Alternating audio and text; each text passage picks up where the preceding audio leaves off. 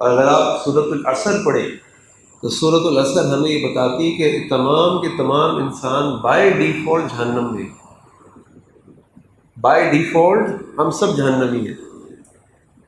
اللہ تعالیٰ فرماتے ہیں والعصر ان الانسان لفی خسر، قسم ہے 23 سے گزرتے ہوئے زمانے کی، تمام کے تمام انسان خسارے میں، تمام انسان، کوئی ایکسیپشن نہیں۔ ایکسیپشن کس کی ہوگی؟ الا الذین آمنوا وعملوا الصالحات وتواصوا بالحق وتواصوا بالصبر، جس نے 4 کام کیے وہ اس خسارے سے باہر آ گئے۔ فار ایگزامپل یہ ایک لائن ہے، اللہ تعالیٰ کہہ رہے ہیں سب اس لائن سے نیچے، اور جہنم ہے بھی نیچے، جہنم میں درکات ہے، یعنی بیسمنٹس ہیں، تہہ خانے ہیں۔ سب سے زیادہ جو آگ ہوگی وہ جہنم کے سب سے نچلے گڑھے میں ہوگی، اور اس کے اندر وہی لوگ جائیں گے جو دنیا میں اپنے آپ کو مسلمان کہتے تھے، جہنم ہی نہیں جائیں گے، سوری منافقین جائیں گے، کفار نہیں جائیں گے۔ کفار کو تو اوپر کا فلور ملے گا، منافقین کو سب سے نیچے کا فلور ملے گا جہاں سب سے زیادہ شدت ہوگی۔ ان المنافقین فی الدرک الاسفل من النار، منافقین جہنم کے سب سے نچلے گڑھے میں ہوں گے۔ کیوں ہوں گے سب سے نچلے آپ کے خیال میں؟ بالکل، وہ زبان سے کہتے ہیں ہم ایمان لے کر آئیں، وہ بولتے ہیں لا الہ الا اللہ محمد رسول اللہ، وہ اللہ کو مانتے ہیں لیکن اللہ کی نہیں مانتے، اس لیے اللہ تعالیٰ کو سب سے زیادہ ناپسند ہے۔ وہ کافر تو کہتے ہیں میں نہیں مانتا، ٹھیک ہے وہ نہیں مانتا، جھوٹ نہیں بول رہا ہوں، نہیں مانتا، میں نہیں مانتا۔ ایک کہتا ہے میں مانتا ہوں اللہ، میں آپ کو مانتا ہوں، آپ اللہ ہیں، آپ مالک یوم الدین ہیں، اللہ آپ کی نہیں مانوں گا، اپنی مانوں گا، اپنے نفس کی مانوں گا، اپنی مرضی کی مانوں گا۔ انہی لوگوں کے بارے میں اللہ تعالیٰ نے قرآن فرمایا ارأیت الذی، کیا ہے وہ کہ تم نے ان لوگوں کی طرف دیکھا جنہوں نے اپنے نفس کو اپنا معبود بنا لیا، یعنی جو ان کے دل نے کہا وہ کریں گے، اپنے دل کی بات مانیں گے، اپنے نفس کی بات مانیں گے۔ تو لہٰذا تمام کے تمام انسان جہنمی ہیں۔ ہم میں سے صرف وہی بچ سکتا ہے جو یہ 4 کام کرے، اس کے علاوہ نہیں بچ سکتا۔ تو جہنم سے بچنے کے لیے اللہ کے نبی صلی اللہ علیہ وسلم نے فرمایا کہ فإن اللہ تعالی حرم علی النار، کہ بے شک اللہ تعالیٰ نے حرام کر دیا ہے آگ کے اوپر، کس کو؟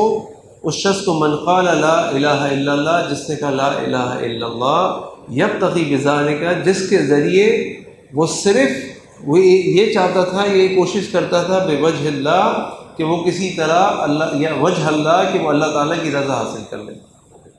اب لا الہ الا اللہ تو ہم سب پڑھتے ہیں، دنیا کے 2 ارب مسلمان پڑھتے ہیں، انہی 2 ارب مسلمانوں کے اندر منافق ہیں، لیکن کیا یہ 2 ارب مسلمان لا الہ الا اللہ اس لیے پڑھتے ہیں جو لا الہ الا اللہ اللہ کو راضی کرنے کے لیے، اللہ کی بات ماننے کے لیے، یا بس ایک عادت ہے اس لیے پڑھتے ہیں؟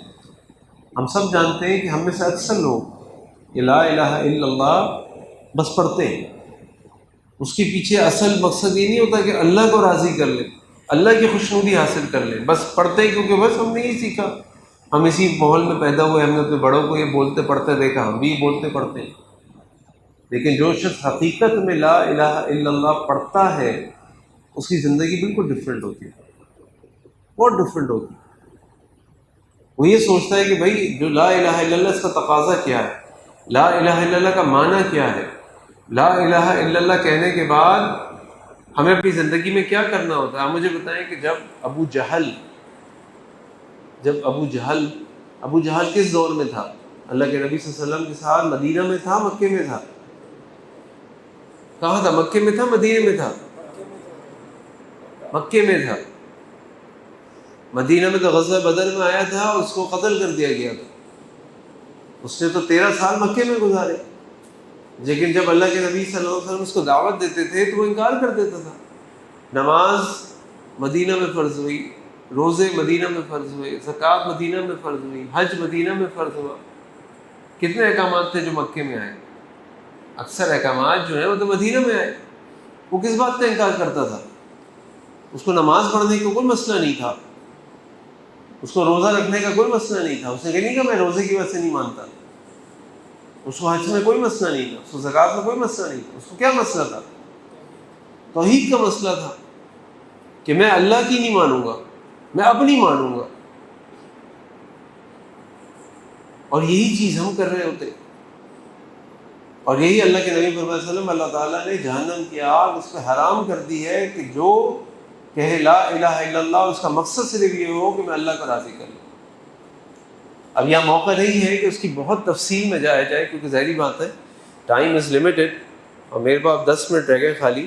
لیکن میں سورہ مدثر کی کچھ آیات ہیں جس کے اندر ہمارے لیے کچھ ایسی چیزیں انشاءاللہ کہ جو اگر ہم ان کا خیال رکھیں تو ہم ان لوگوں میں سے اپنے آپ کو بچا سکتے ہیں. ان کے بارے میں اللہ تعالیٰ نے فرمایا ہے کہ وہ جہنم کی آگ میں ہوتے ہیں. سورۃ المدثر میں اللہ تعالیٰ نے اللہ تعالیٰ نے قرآن کریم میں کئی مقامات پہ ڈائلاگ پریزنٹ کیے جو جہنمی اور جنتی کے درمیان ہوتے ہیں، جن میں سے ایک ڈائلاگ سورۃ المدثر میں ہے.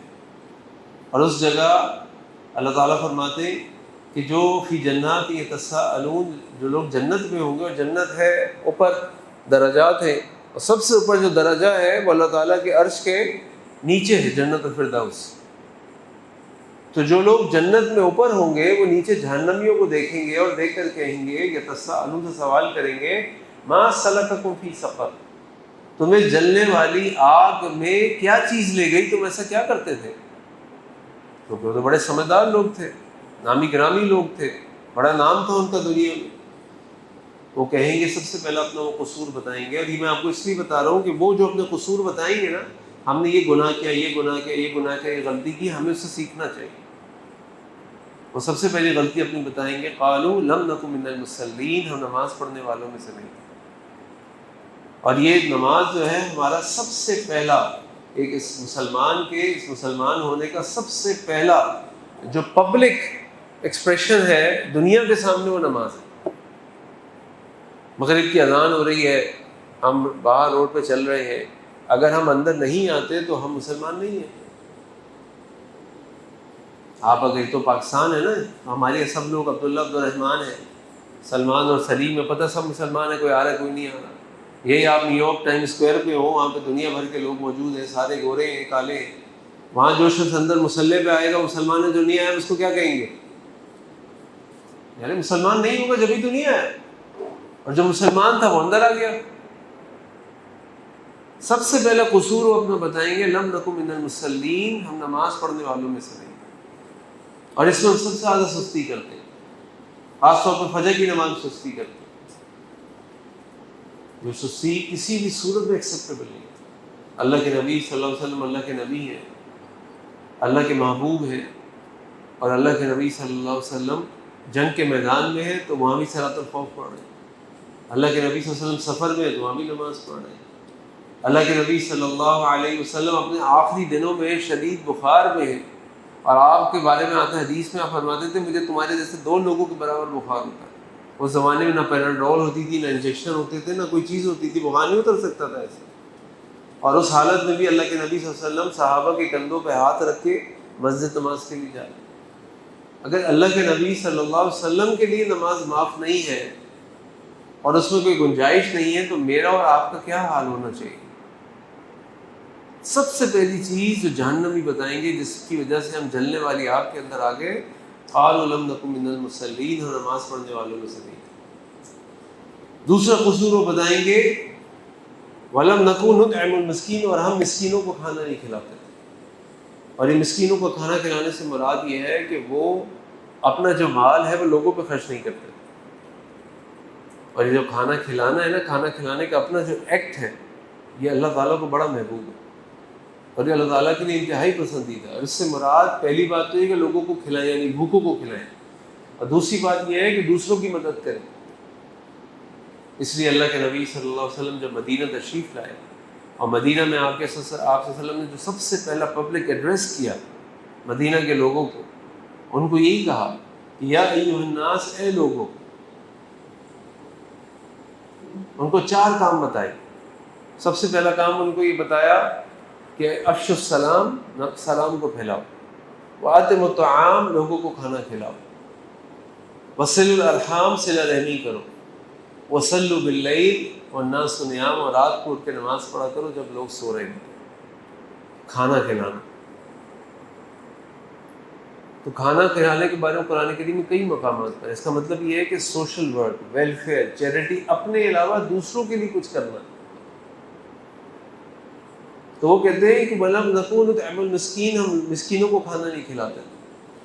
تیسرا گناہ، تیسرا جرم وہ اپنا یہ بتاتے ہیں، وَكُنَّا نَخُوضُ مَعَ الْخَائِضِينَ، ہم وقت ضائع کرنے والوں کے ساتھ فضول کاموں میں وقت ضائع کرتے تھے. آج ہم کتنا وقت ضائع کرتے ہیں؟ آج آپ سے کہا جائے جی ایک گھنٹے کی کلاس لیکچر، اس کے لیے وہاں پر ٹائم نہیں ہوتا.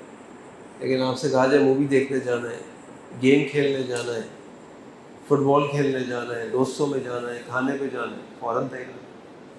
آپ کسی کو، ہم اذان میں مختلف پروگرامز کرتے ہیں، خاص طور پہ سنڈے کے دن کرتے ہیں مارننگ میں، اور ہم لوگوں سے کہتے ہیں بھائی سنڈے مارننگ میں آ جائیں، اس دن چھٹی ہوتی ہے، کسی کو نیند آ رہی ہوتی ہے، کسی کو کوئی کام ہوتا ہے، اور اسی دن آپ رات کے 12 بجے اس سے کہیں یار صبح پکنک پہ چل رہا ہے، یوں تیار ہو جائے گا. کتنے بجے جانا ہے، کہاں جانا ہے، کیسے جانا ہے، بتاؤ کیا کرنا ہے، سب بھاگ جائے گی. نیند، چھٹی، ہفتے میں ایک دن سب چھوڑ دیں گے، پکنک پہ جانا ہے. وہی چیز اتنی بھاری لگے گی ہم کو کہ ہم اللہ کے لیے وقت نکال دیں، شیطان ہمارے لیے اتنی مشکل بنا دے گا کہ ہم سے نہیں نکالا جائے.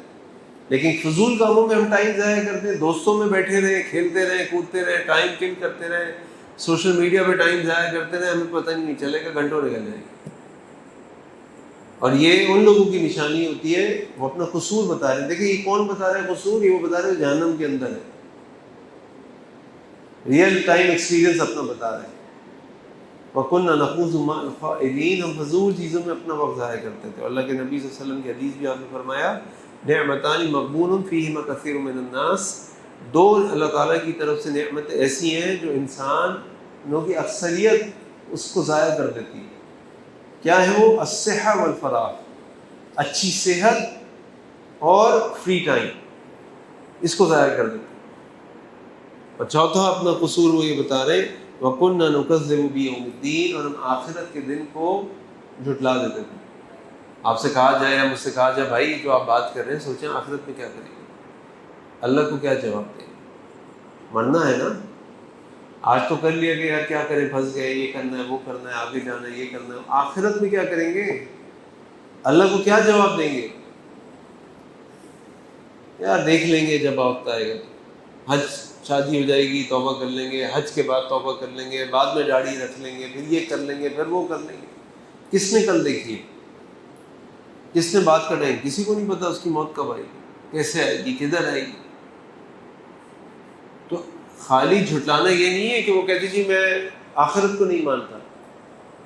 جھٹلانا اس سے بڑا یہ ہے کہ آپ کی جو زندگی ہے، آپ کی جو روزمرہ کے کام ہے، جو آپ کا روٹین ہے، وہ بتا رہا ہو کہ آپ آخرت کو مانتے کہ نہیں مانتے. دیکھیں ہمیں یہ یقین ہے کہ صبح اگر ہم اپنے کالج، اسکول، یونیورسٹی ٹائم پہ نہیں جائیں گے تو ہماری کلاس میں لیٹ لگ جائے گی. یقین ہے؟ اڑ جاتے ہیں. سنڈے نائٹ کتنی بھی دیر ہو جائے، منڈے نائٹ جانے کے لیے اٹھ جاتے ہیں.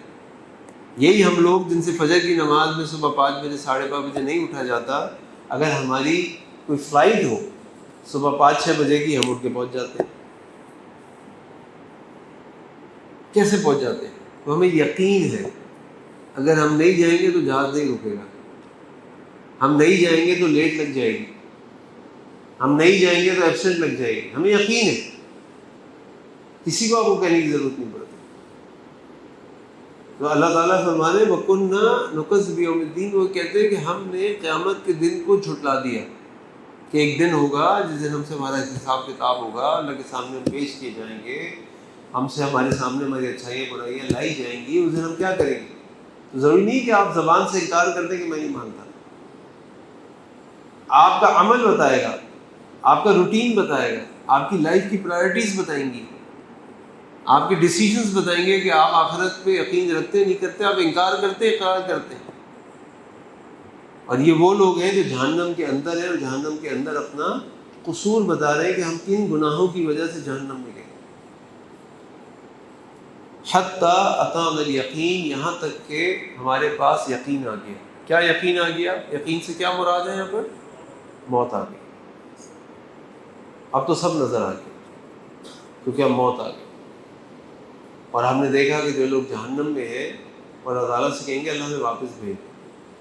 ہم واپس جا کے کوئی ایسا عمل نہیں کریں گے، اللہ جو برا عمل ہوگا ایک دفعہ واپس بھیج دیں، اللہ کہیں گے ایک صوفیہ والا تو کلم دفعہ ہو جاؤ، واپس چلے جاؤ تو، اور مجھ سے کوئی بات نہ کرو، کوئی آواز تمہاری نہیں نکلنی چاہیے، مجھے کوئی بات نہیں کرنی تم سے، خاموش ہو جاؤ، اب تمہارے اوپر صرف عذاب ہی عذاب ہے، کیونکہ تم نے دنیا میں وہ ساری موقع اپرچونٹی چھوڑ دی جب تم اپنے آپ کو جہنم کے عذاب سے بچا سکتے تھے۔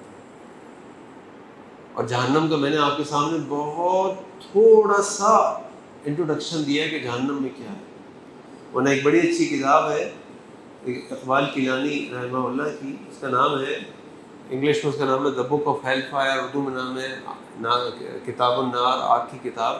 وہ آپ پڑھیں تو اس میں باقاعدہ ایک ہی چیز کے چیپٹر ہیں، وہاں لباس کیسا ہوگا، وہ کھانا کیسا ہوگا، وہاں کی ڈرنکس کیسی ہوں گی، وہاں پر جو فرشتے ہوں گے وہ کیسے ہوں گے، جہنم کا سائز کیسا ہوگا، وہاں چیخ پکار کی آوازیں کیسی نکل رہی ہوں گی، ساری ایک ایک نے ڈسکرائب کیا الگ الگ۔ اور اسی لیے ہمیں نہ صرف جہنم سے بچنے کی دعا مانگنی چاہیے اللہ تعالیٰ سے، بلکہ ہمیں کوشش کرنی چاہیے، بلکہ اس کے لیے دعائیں بھی کرنی چاہیے۔ اللہ کے نبی صلی اللہ علیہ وسلم نے فرمایا کہ جو شخص 3 دفعہ یہ دعا پڑھتا ہے اللہم اجرنا من النار، اللہم اجرنا من النار، اللہم اجرنا من النار، اللہ تعالیٰ اس کو جہنم سے بچا لیتے ہیں۔ لیکن جہاں دعا ہے وہاں پہ دوا بھی کرنی ہے۔ کوئی دوائی کام نہیں کرتی اگر مریض پرہیز نہ کرے، اگر وہ چیز نہ چھوڑے جس کے کھانے سے تکلیف بیماری بڑھ جائے گی تو کوئی دوائی کام نہیں کرے گی۔ تو ہمیں پرہیز بھی کرنی ہے اور دوائی بھی کھانی ہے۔ ایسا نہیں خالی آپ دعا پڑھتے رہے جی میں نکل جاؤں گا، اللہ کے نبی صلی اللہ علیہ وسلم 3 دفعہ جس سے دعا پڑھی اس کو جہنم کی آگ نہیں چھوئے گی، وہ جہنم میں، ایسا نہیں ہے، دوا بھی کرنی ہے اور دعا بھی کرنی ہے۔ اسی طرح ربنا آتنا فی الدنیا حسنہ وفی الآخرۃ حسنہ وقنا عذاب النار، اللہ میں دنیا کی بھی اچھائی آپ سے مانگتا ہوں، آخرت کی بھی اچھائی آپ سے مانگتا ہوں، وقنا عذاب النار، اور جہنم کے آگ سے اللہ مجھے بچا لے۔ تو یہ دعائیں بھی ہمیں کرنی ہے اور یہ ہمیں پرہیز بھی کرنی ہے۔ اللہ تعالیٰ سے دعائیں کہ اللہ تعالیٰ ہم سب کو جہنم کی آگ سے بچائے، اللہ تعالیٰ سے دعائیں کہ ہمیں اپنی دنیا کی زندگی میں اللہ تعالیٰ ہمیں جہنم سے بچنے کی تیاری کی توفیق عطا فرمائے، اللہ تعالیٰ ہم سب کو جنت الفردوس میں اعلیٰ مقام عطا فرمائے۔ آخر دعوانا الحمد للہ رب العالمین۔